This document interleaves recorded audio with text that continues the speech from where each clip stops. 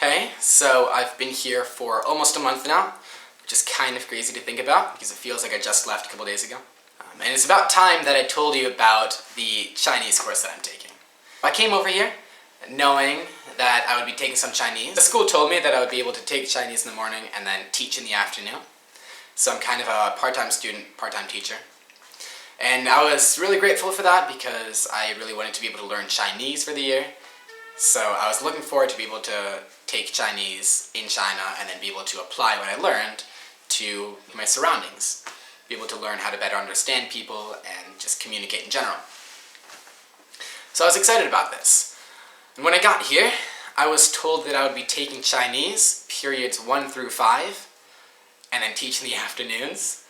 So 5 straight periods every single morning meant that I have to get up at 6:45 every single morning and have Chinese course or classes. And so that's not exactly what I expected. I kind of imagined more of a casual setting where I would study a little bit and be able to use this Chinese. But no, it's every single day, 5 hours a day. So it's kind of intense. I'm actually taking the class with a group of exchange students.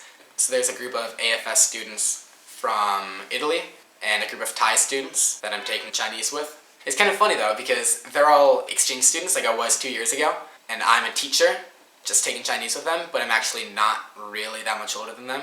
I feel like I'm just another AFS kid because I feel like I just got back from my AFS year.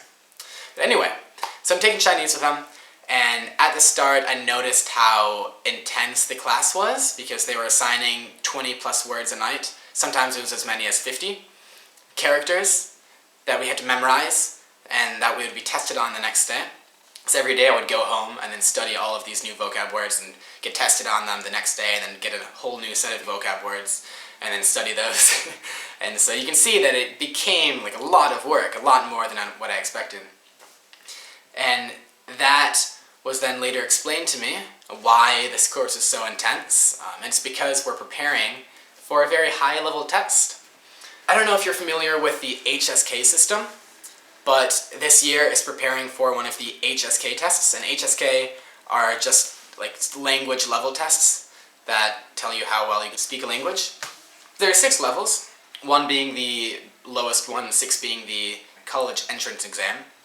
So if you can pass level 6, you can go to university in China and take everything in Chinese. So just as a brief overview, these are what the levels are.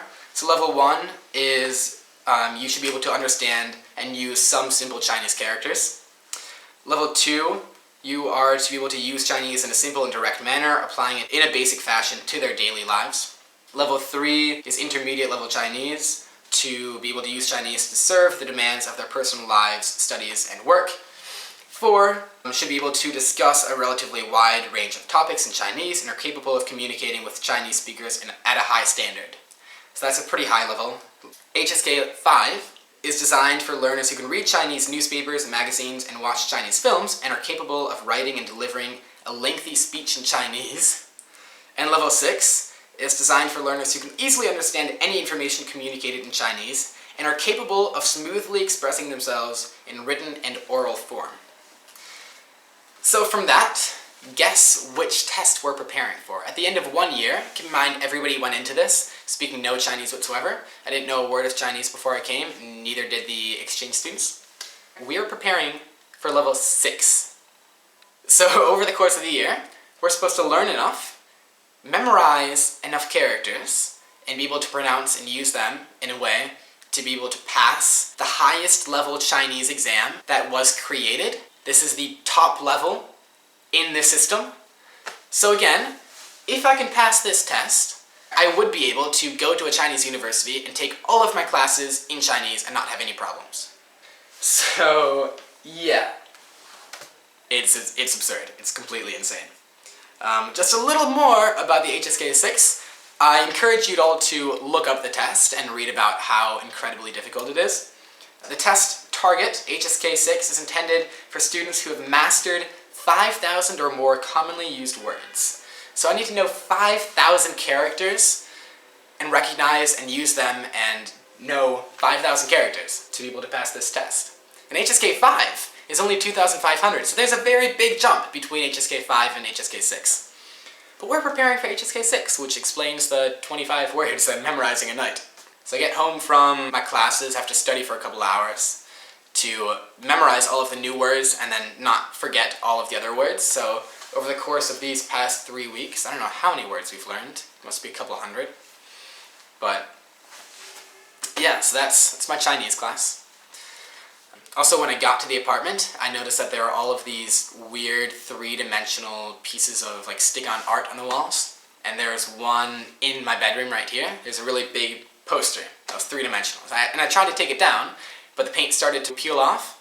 So I figured that I might just try to cover it up.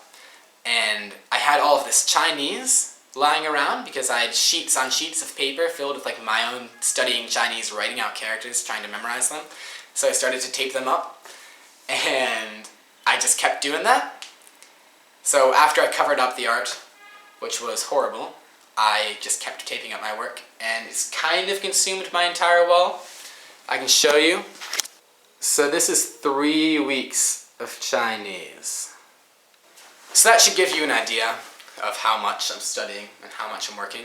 I am really grateful for it. I'm really, really grateful that I'll be able to speak Chinese so well. I'm pretty much going to be able to say and do whatever I want at the end of the year, because even if I don't get to the level where I can pass that test, I'll still be close to that level, because you have to be close to that level to keep up with the course. So yeah, I'm really grateful for it, but it's a lot of work. And I'm going to continue to tape up my Chinese until, I don't know, like I filled up half the wall or something. I'll figure something out. And that is it for now. I'll see you guys all later. Thank you so much for watching.